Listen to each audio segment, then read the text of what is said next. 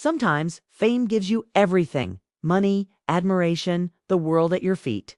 But for some, the spotlight burns too bright. Amanda Peterson was once America's sweetheart, a teen idol adored by millions. Then she vanished. No interviews, no comebacks, no trace. For years, fans asked the same haunting question: what really happened to Amanda Peterson?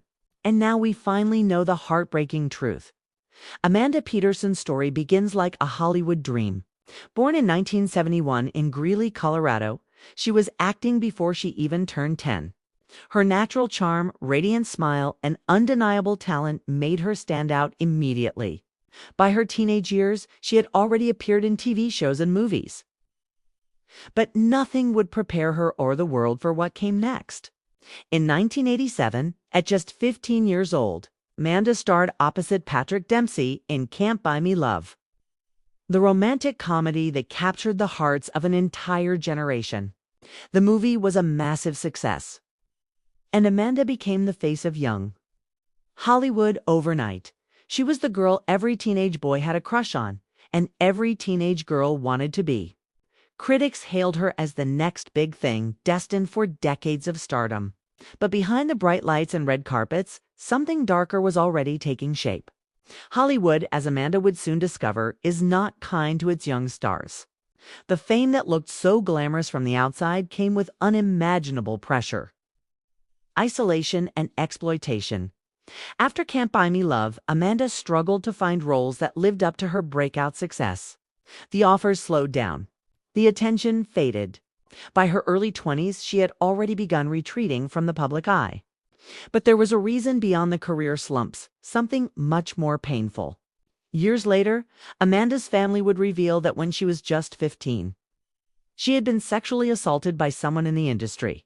That trauma, combined with the crushing weight of Hollywood expectations, began to eat away at her confidence and her sense of self.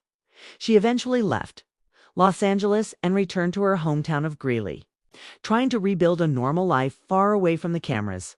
But the ghosts of her past followed her. Amanda battled depression and addiction for years, cycling in and out of treatment centers as she searched for peace. Friends and family described her as loving, kind, and deeply sensitive, but also someone who struggled to escape the pain of what had happened to her.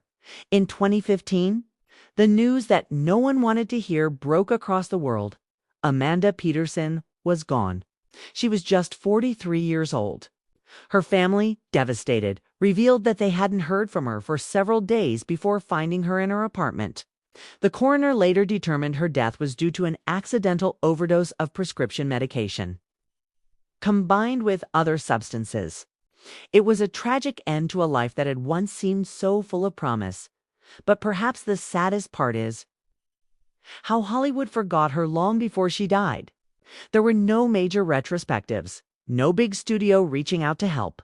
Amanda faded quietly, her story buried under decades of new scandals and new stars. Only after her death did fans begin revisiting Can't Buy Me Love and remembering the light she once brought into their lives.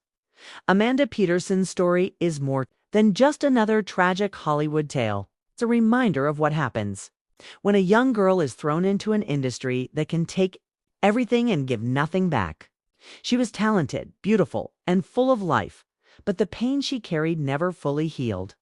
And though her time on this earth was short, her legacy lives on through the people who still remember her not just as a movie star, but as a soul who deserved far more kindness than the world ever gave her in the end. We finally know what really happened to Amanda Peterson. It wasn't a mystery or a scandal, it was heartbreak. The kind that fame can't fix, and the kind that reminds us that behind every Hollywood smile, there's a human being fighting battles we may never see.